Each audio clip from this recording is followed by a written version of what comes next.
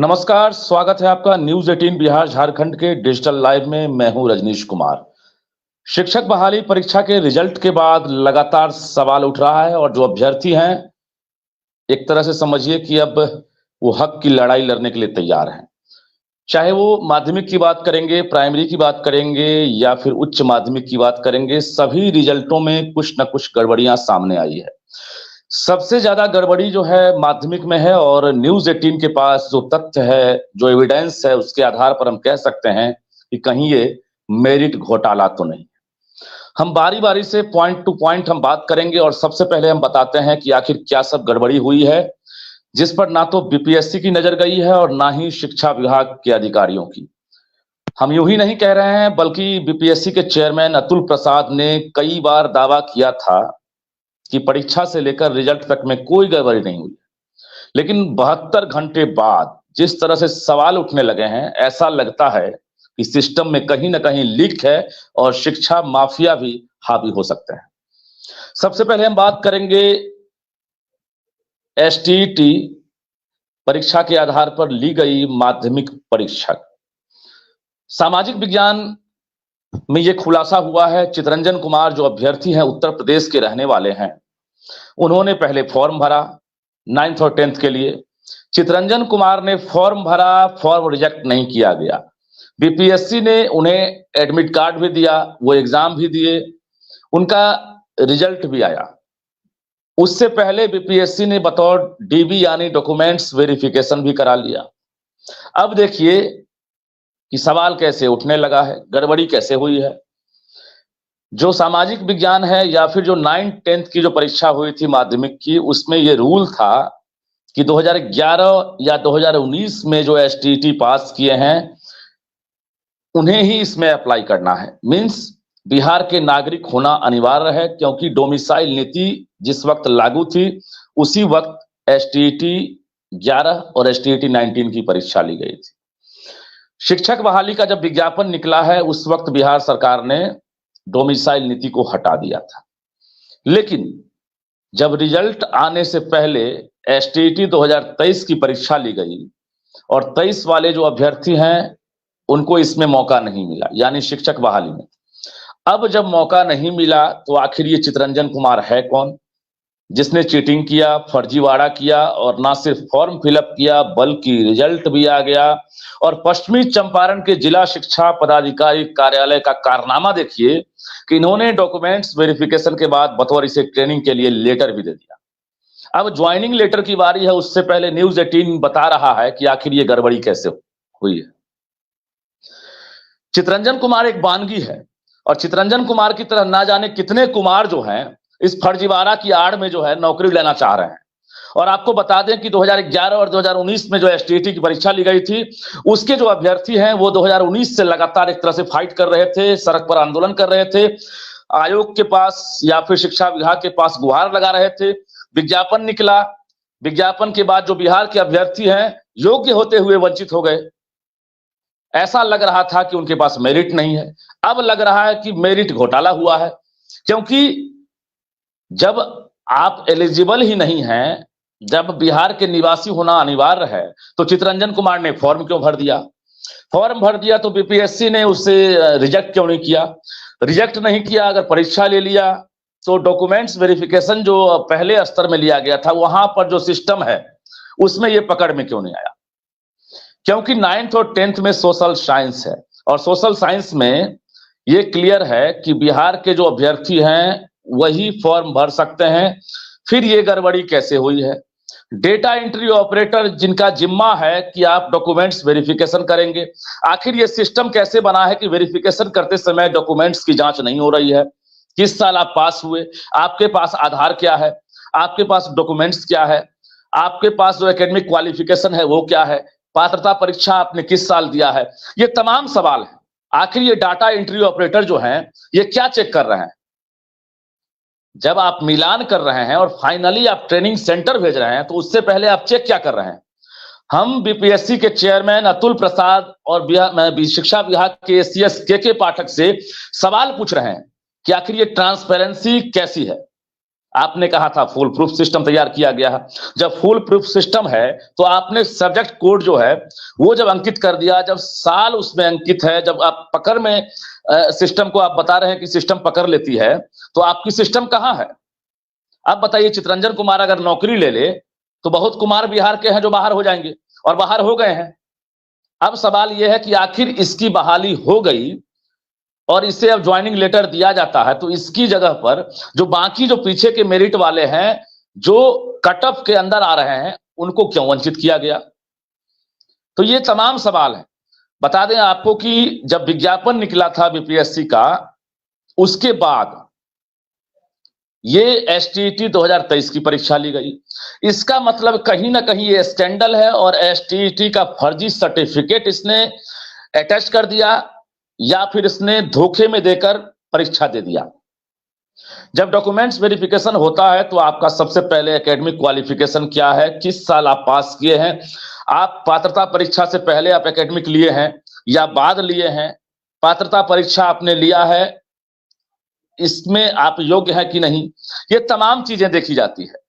लेकिन यहां पर अंधेर नगरी चौपट राजा वाली बात है। और आपको बता दें कि ये सामाजिक विज्ञान ने एक तरह से पोल खोल कर रख दी है सिस्टम की, कि सामाजिक विज्ञान में आखिर उत्तर प्रदेश के जो छात्र हैं, जो अभ्यर्थी चितरंजन कुमार हैं, इनका सिलेक्शन कैसे हो गया।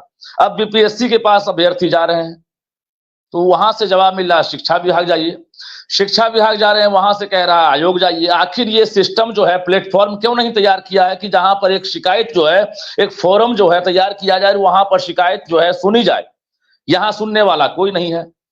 अब लाखों अभ्यर्थी सफर कर रहे हैं, जिन्हें नौकरी मिल गई वो तो खामोश हैं, और जो वंचित रह गए, जो योग्य होते हुए वंचित रह गए, वो आवाज उठा रहे हैं, उनकी आवाज सुनने वाला कोई नहीं है। हमारे पास रोज 1000 से ज्यादा फोन कॉल्स आ रहे हैं, सभी के पास अपनी अपनी परेशानी है, सभी का अपना अपना दर्द है, शिकायतों की फहरिस्त लंबी होती जा रही है और ये शिकायत जेन्युइन है। हम अभ्यर्थियों का समर्थन इसलिए कर रहे हैं क्योंकि उनके पास तथ्य है, आधार है, और जो स्ट्रक्चर तैयार किया गया है एग्जामिनेशन का, जो रिजल्ट का, उस स्ट्रक्चर पर जो है एक तरह से सवाल उठ रहा है, लग रहा है कि सिस्टम में खामी है। और इसके साथ साथ सामाजिक विज्ञान के चितरंजन कुमार की तो हमने बात कह दी है कि आखिर इनका रिजल्ट कैसे आ गया, जब ये योग्य नहीं थे, जबकि 2011 और 2019 में बिहार के ही अभ्यर्थी एसटीईटी की परीक्षा दिए थे, तो फिर उत्तर प्रदेश के चितरंजन को मौका कैसे मिल गया? 2023 एसटीईटी में अगर इनका रिजल्ट आ भी गया है, चूंकि डोमिसाइल खत्म कर दिया गया था, तो 2023 वाले को बीपीएससी ने परमिशन दिया ही नहीं था, क्योंकि उस समय बीपीएससी की परीक्षा हो चुकी थी। तो आखिर इसने या तो 11 का जाली प्रमाण पत्र बनवा लिया, या 19 का जो है सर्टिफिकेट का स्कैन करा लिया किसी के नाम से और इसने अटेस्ट कर दिया, तो फिर पकड़ में क्यों नहीं आया? उत्तर प्रदेश कोड उसमें लिखा हुआ है, पिता का नाम, एड्रेस उसमें यूपी बतौर लिखा हुआ है। आखिर ये यूपी जो है, देखने के बाद भी आप वेरिफिकेशन करने वाले जो अधिकारी हैं, कर्मचारी हैं, आप क्यों नहीं पकड़ पा रहे हैं? अब रही बात, हम 1 to 5 बीएड की कर लेते हैं। सभी को पता है सुप्रीम कोर्ट ने आदेश दिया था कि 1 to 5 वाले बीएड अभ्यर्थी योग्य नहीं है। इसको लेकर एसएलपी भी दायर किया गया। एसएलपी के बाद भी सुप्रीम कोर्ट ने कोई जवाब नहीं दिया। दो एक तरह से समझिए सुनवाई हो गई। के पाठक जब सुनवाई में देख ली कि हमारी एसएलपी पर सुनवाई नहीं हुई, बीएड के समर्थन में जो है सुप्रीम कोर्ट ने कोई फैसला नहीं दिया, तब जाकर इन्होंने बैठक की और बीपीएससी ने बैठक करने के बाद जो है एक फैसला लिया कि बीएड के रिजल्ट को हम रोक देते हैं। यानी 1 to 5 में अगर प्राइमरी में बीएड है और सीटेट बीटेट हैं, तो बीएड वाले का रिजल्ट जारी नहीं किया जाएगा। ऐसा ही हुआ। सभी को पता है लगभग 3,80,000 जो बीएड अभ्यर्थी हैं, जिन्होंने कड़ी मेहनत करके इम्तिहान दिया था, उम्मीद किया था, डिग्री लिया था बीएड का, बीटेट सीटेट पास किया था, लेकिन ऐन वक्त पर उन्हें मौका नहीं मिला, उनका रिजल्ट नहीं आया। अब उनका रिजल्ट कब आएगा ये सुप्रीम कोर्ट तय करेगी।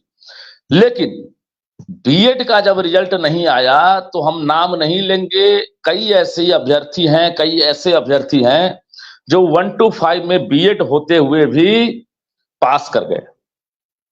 ये मामला भी पश्चिमी चंपारण से ही पहला खुलासा हम बता रहे हैं कि एक अभ्यर्थी है, जो अभ्यर्थी लगातार न्यूज 18 के टच में, इस अभ्यर्थी का कोई कसूर नहीं, क्योंकि इसने जानकारी दी और ये हैरान है 1 to 5 में इसे पता है कि बीएड है और हमारा रिजल्ट नहीं आना चाहिए था, इसका रिजल्ट आ गया।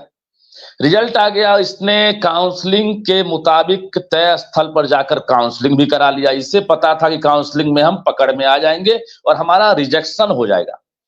रिजेक्शन के बदले दोबारा जो वेरिफिकेशन हो रहा है, डॉक्यूमेंट्स वेरिफिकेशन डीवी, वहां पर इसका सिलेक्शन हो जाता है।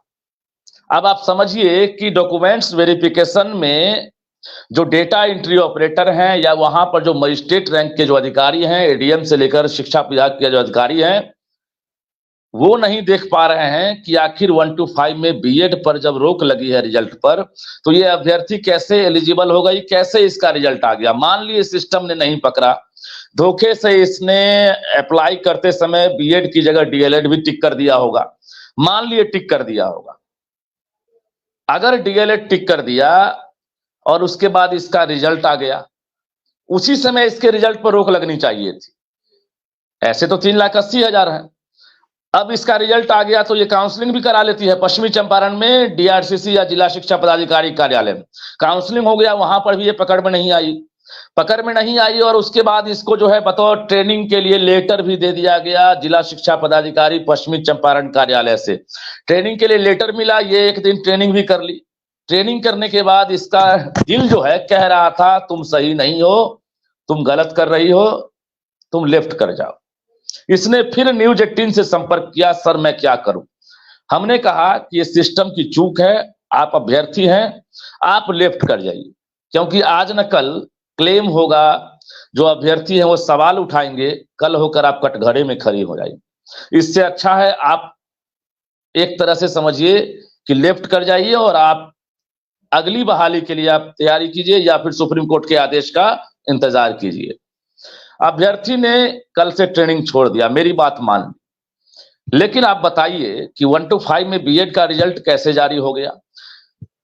अगर 1 to 5 में बीएड का रिजल्ट जारी हो गया, पहला वेरिफिकेशन उस समय जब हुआ था, उस समय बीएड को लेकर कोई बड़ा फैसला नहीं हुआ था बीपीएससी के द्वारा, शिक्षा विभाग के द्वारा। उस समय मान लिए कि वेरिफिकेशन में इसकी गलती नहीं है, लेकिन जब फाइनली रिजल्ट जारी हुआ, एक गड़बड़ी वहां हुई। जब वेरिफिकेशन सेंटर भेज दिया गया, दूसरी गड़बड़ी वहां हुई। जब वेरिफिकेशन में इसको सिलेक्ट कर लिया गया, तीसरी गड़बड़ी वहां हुई। सिलेक्शन के बाद इसको ट्रेनिंग के लिए भेज दिया गया, चौथी गड़बड़ी वहां हुई। ट्रेनिंग के दौरान इससे पकड़ नहीं पाया गया, यानी इसे सिस्टम ने नहीं पकड़ा, पांचवी गड़बड़ी वहां हुई। इसकी तारीफ करनी बनती है क्योंकि इसने खुद से स्वेच्छा से लेफ्ट किया है, क्योंकि ये बीएड है। अब आपका सिस्टम क्या कर रहा है, आप फुल प्रूफ सिस्टम की बात कर रहे हैं। आप बीपीएससी के तमाम अधिकारी जो हैं आप बारीकी से मॉनिटरिंग कर रहे हैं, उसके बाद आप रिजल्ट को पॉइंट टू पॉइंट देखकर और सॉफ्टवेयर पर आप जो है एक तरह से उसको आप फुल प्रूफ करने के बाद आप आईटी आप डिपार्टमेंट को आप दे रहे हैं कि रिजल्ट जारी कर दिए। इसके बाद शिक्षा विभाग का कर्तव्य बनता है। अब देखिए डॉक्यूमेंट्स वेरिफिकेशन में क्या दोनों की एक तरह से समझिए कि रणनीति है। पहला वेरिफिकेशन मैं करूंगा, यानी जो एग्जाम के लिए नोडल एजेंसी है बीपीएससी, जिसको एक जिम्मा मिला था कि आप एग्जाम लीजिए, आप बिहार की सबसे बड़ी एजेंसी है और आपके फुल प्रूफ सिस्टम पर कहीं से कोई सवाल नहीं उठ रहा है, क्योंकि हाल के दिनों में आपने कुछ ऐसा काम किया है। चाहे 67वीं परीक्षा की बात करेंगे या शिक्षक बहाली परीक्षा की बात करेंगे, हम तारीफ कर रहे हैं। परीक्षा में कोई गड़बड़ी नहीं हुई। हम एक रिपोर्टर के तौर पर कह रहे हैं कि अभी तक हमारे पास परीक्षा में बीपीएससी 67वीं की बात करेंगे या शिक्षक बहाली को लेकर कोई ऐसी गड़बड़ी नहीं आई। जहां तारीफ बनता है वहां हम करेंगे। वहां पर एक तरह से समझिए कि जो आयोग में जो ट्रांसपेरेंसी थी एग्जाम के समय में, आप समझिए कि पूरे मॉनिटरिंग की जा रही थी और एक अलग से कंट्रोल रूम बनाया गया था, कंट्रोल एंड कमांड सेंटर। उस कमांड सेंटर से हर परीक्षा केंद्र को आप जो है बारीकी से देख रहे थे, क्या अभ्यर्थी कर रहे हैं, अभ्यर्थी दायां मुड़ रहे हैं, बायां मुड़ रहे हैं, चीटिंग कर रहे हैं, सही है गलत है, टोटल चीज की बारीकी से नजर रखी गई और एग्जाम जो है बहुत फेयर तरीके से हुआ था। ऐसा लग रहा था कि बीपीएससी ने इतिहास बना लिया, क्योंकि 60 दिनों से कम के अंदर अगर रिजल्ट जारी होता है तो वास्तव में एक बड़ा इतिहास बनता है, और वो भी बिना किसी सवाल के, बिना किसी गड़बड़ी के। 72 घंटे बीते हैं। धीरे धीरे जो है ऐसी परिस्थितियां आने लगी है कि अभ्यर्थी जो फेल कर गए थे, जो घर में अब निश्चिंत थे कि अगली बहाली में हम पास करेंगे, वो जो है अब लग गए और उनके पास जो जानकारियां आ रही है, अब ऐसा लगता है कि मेरिट घोटाला हुआ, जिनका हक था उन्हें नहीं मिला, उनकी हकमारी हो गई। ये तो रही बीएड की बात 1 to 5 में जहां पर गड़बड़ी हुई। 2 गड़बड़ी का महा खुलासा हमने किया। तीसरी गड़बड़ी क्या हुई है आपको हम बताते हैं। 9th और 10th में मैथमेटिक्स का भी एग्जाम लिया गया, मैथ का रिजल्ट आया और रिजल्ट में तो देरी हुई है। सभी की बेचैनी सबको पता है कि किस तरह से बेचैन थे, चूंकि अभ्यर्थियों ने इम्तिहान दिया था तो रिजल्ट का हर किसी को इंतजार होता है। अब जो मैथ में जो ऐसा लग रहा है कि एक ही सेंटर पर शायद 50 से ज्यादा ऐसे अभ्यर्थी हैं, लगभग 70-75 की संख्या में, जो सीरियली जो है एक साथ पास कर जाते हैं। क्या सभी कालिदास जो है एक ही साथ बैठे थे? क्या सभी विद्वानों की फेहरिस्त जो है एक ही क्लास में थी? मान लीजिए कि 1 से लेकर अगर 75 तक सभी पास कर जाते हैं, क्या ये देखकर बिठाया गया था कि जितने भी टॉपर हैं वो एक साथ बैठेंगे? क्या इससे पहले कोई मूल्यांकन किया गया था? कोई इससे पहले परीक्षा ली गई थी जिसमें यह तय होता कि ये सभी टॉपर हैं, इनको एक कमरा में बिठाया जाए? अगर ये होता तो हम मान लेते कि हाँ, एक परीक्षा ले ली गई थी, उसके आधार पर ये सभी टॉपर को एक जगह बैठाया गया है, जो गणित के जो है आर्यभट्ट हैं, जो ये हैं। अब आप बताइए कि 1 से लेकर 72 तक या 80 तक जो है एक साथ अगर कोई अभ्यर्थी पास कर जाए, बीच में एक भी गैप नहीं है, तो आखिर कैसा रिजल्ट है? सवाल तो उठेगा। इस पर भी जवाब बीपीएससी को देना पड़ेगा कि आखिर ये रिजल्ट कैसे आ गया। अगर ये अभ्यर्थी टीचर बनते हैं तो समझिए कोई ना कोई सिंडिकेट काम कर रहा है, कहीं ना कहीं इस सिस्टम में चूक हुई है, क्योंकि बीच में ओवरलैप नहीं हुआ है। सीरियल नंबर से अगर देखेंगे तो मैथमेटिक्स के 9th और 10th में जो है एक साथ सभी पास कर गए।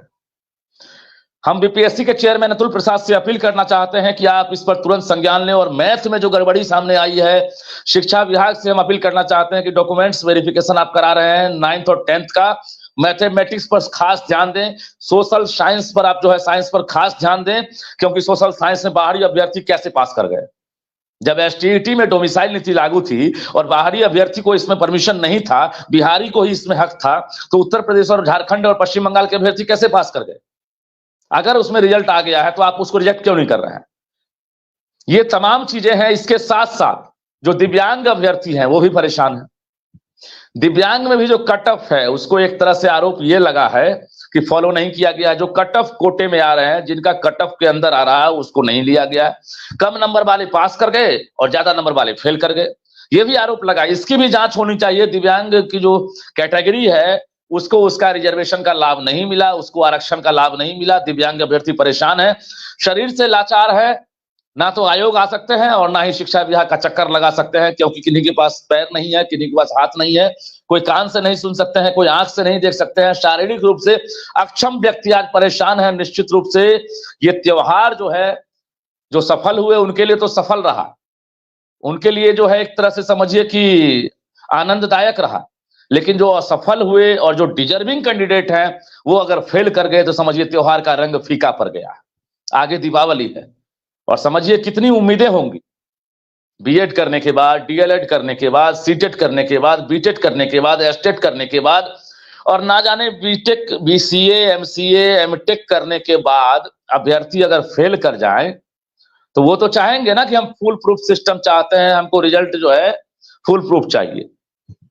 अब जो जो डॉक्यूमेंट्स अभी हमारे पास पहुंच रहे हैं, जो जो एविडेंस हमारे पास पहुंच रहे हैं, हम 2 दिन तक चुप थे, खामोश थे, क्योंकि मुझे लग रहा था कहीं गड़बड़ी नहीं हुई।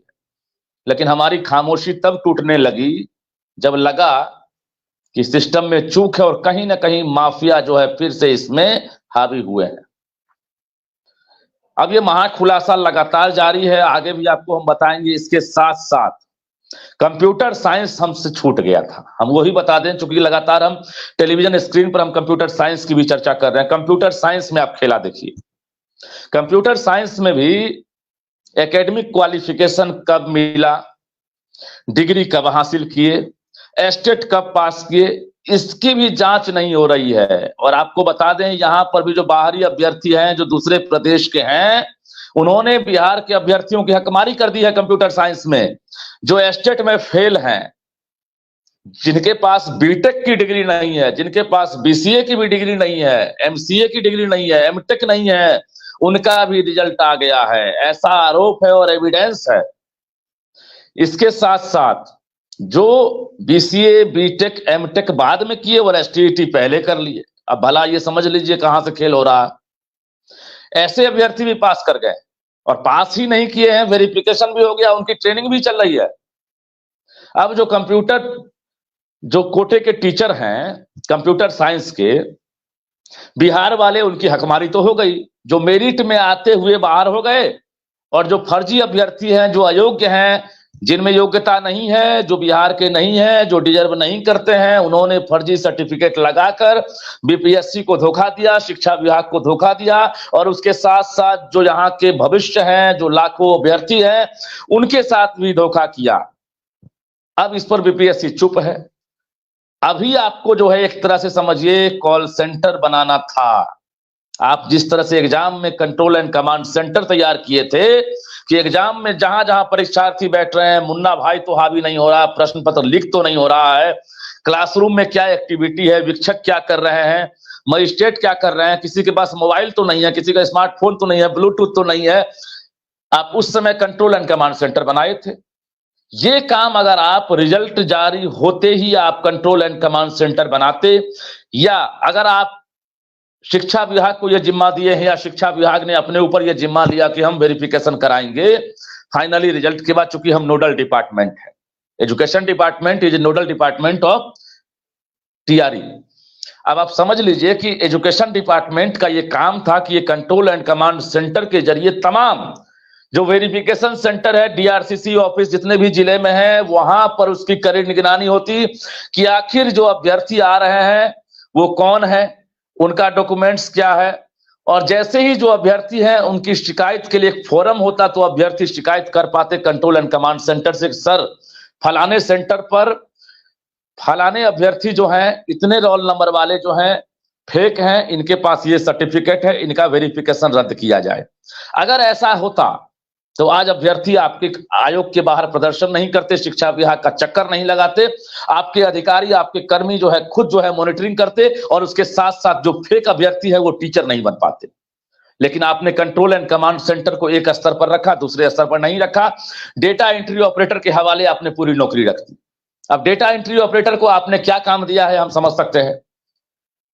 जो बीपीएससी से जो आपने जनरेट किया है, यानी उसका मिलान करके ऑनलाइन सिस्टम से अब डॉक्यूमेंट्स मिलान करके वहीं से छोड़ दिया जा रहा। पहले स्तर पर अगर फेक सर्टिफिकेट दे दिया गया तो आपने रिजल्ट दे दिया।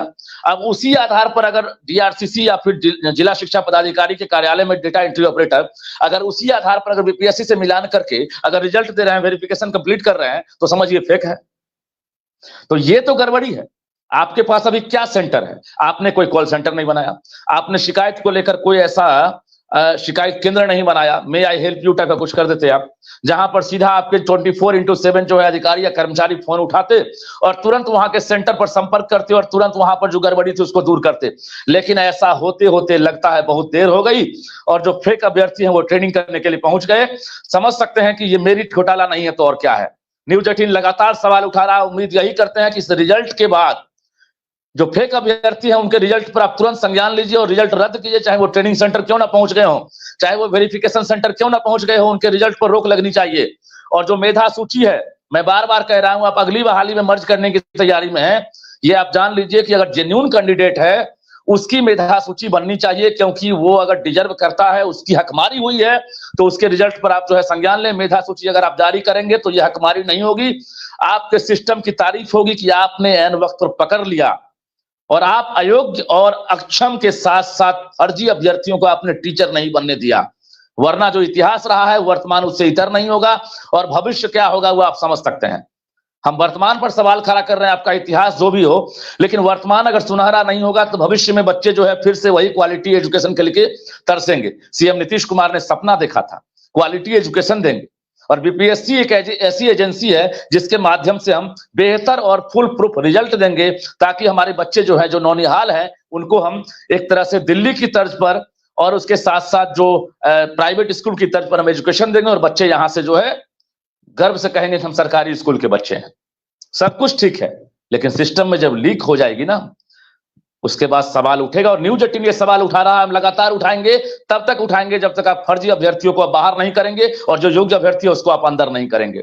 हम और भी बातचीत करेंगे, हमारे पास जैसे जैसे प्रूफ आ रहा है हम महा खुलासा करते रहेंगे। और जो अभ्यर्थी हैं वो अगर आवाज उठा रहे हैं, उनकी आवाज आपको सुननी होगी, क्योंकि हकमारी हुई है तो हकमारी के लिए आपको आगे बढ़ना होगा। और सरकार है, आप गांधी मैदान में आप 2 अक्टूबर को तैयारी किए हैं कि बस से अभ्यर्थी आएंगे, एस्कॉर्ट देंगे, पुलिस की सुरक्षा में अभ्यर्थी आएंगे, उनके लिए बतौर गांधी मैदान में आप महा आयोजन करने वाले हैं। आप ज्वाइनिंग लेटर देंगे, लेकिन आप सोच लीजिए जो ज्वाइनिंग लेटर आप देंगे, अगर उसमें अगर आप 30%, 20%, 10% या 5% भी अगर फर्जी और अयोग्य अभ्यर्थी अगर आप पास कर दिए, अगर वो ज्वाइनिंग लेटर हासिल कर लेते हैं, तो आपकी ये सारी तैयारी जो है ना, आपका सारा सपना जो है वो अंधकार में हो जाएगा। ये सपना आपका साकार नहीं हुआ, क्योंकि आपका जो सपना है क्वालिटी एजुकेशन का, अगर अयोग्य अभ्यर्थी अगर पास करेंगे, टीचर बनेंगे, तो ये सपना निश्चित रूप से आपका साकार नहीं होगा। हम बार बार कह रहे हैं कि इस रिजल्ट पर आप फिर से विचार करें और जो गड़बड़ी है उस पर तुरंत संज्ञान ले। एक और आपको स्पेशल प्रेस कॉन्फ्रेंस करना चाहिए। चाहे के पाठक हैं, एससीएस शिक्षा विभाग के, जो लगातार कड़ाई को लेकर जाने जाते हैं, लगातार फुल प्रूफ सिस्टम को लेकर जाने जाते हैं, लेकिन के पाठक की खामोशी जो है सही नहीं लग रही। आप एक्शन लेने वाले हैं, आप जो है बिहार में एक अलग छाप रखते हैं, अलग पहचान रखते हैं, आप चुप क्यों हैं? अभी आपको वेरिफिकेशन सेंटर पर फिजिकली आपको कहीं भी आपको निरीक्षण करने जाना चाहिए था, क्योंकि आप लगातार बैठते नहीं हैं, आप विभाग में कम बैठते हैं, आप जिलों में ज्यादा स्कूल का निरीक्षण करते हैं। ये आपकी सबसे बड़ी काबिलियत है। अभी आप निकलिए और देखिए कि जिला शिक्षा पदाधिकारी कार्यालय और डीआरसीसी कार्यालय में क्या हो रहा है, कैसे अभ्यर्थी पास कर रहे हैं, कैसे अभ्यर्थी फेल कर रहे हैं, कैसे अभ्यर्थी को जो है नौकरी मिल रही है। ये आपको जानना जरूरी है, क्योंकि जब एसीएस फिजिकली जाएंगे तो ऐसा लगेगा कि मोरली अभ्यर्थी जो फेक होंगे वो बाहर हो जाएंगे, वो वहां हिम्मत नहीं करेंगे। ये साइकोलॉजिकल आपको जो है इफेक्ट डालना होगा, और ये इफेक्ट इसलिए भी डालना होगा क्योंकि अभी बहुत बाकी है और बहुत कुछ हो भी गया है। यानी 30 तारीख तक ये प्रक्रिया चलेगी और 30 के बाद हाथ मलते रह जाएंगे। इसके बाद कोर्ट कचहरी के अलावा कोई रास्ता नहीं है। फेक टीचर आपके स्कूल के टीचर कहलाएंगे, और जो ओरिजिनल अभ्यर्थी हैं, जो योग्य हैं, जो मेधा में स्थान रखते हैं, वो बाहर हो जाएंगे। तो ये निश्चित रूप से सवाल है और सवाल हम उठाते रहेंगे। तो दीजिए इजाजत, आज के लिए बस इतना ही। जैसे ही और जानकारी मिलेगी, जो अभ्यर्थी हमारे पास सूचना देंगे, उसके आधार पर हम काम करेंगे और हम आगे आवाज उठाएंगे। नमस्कार।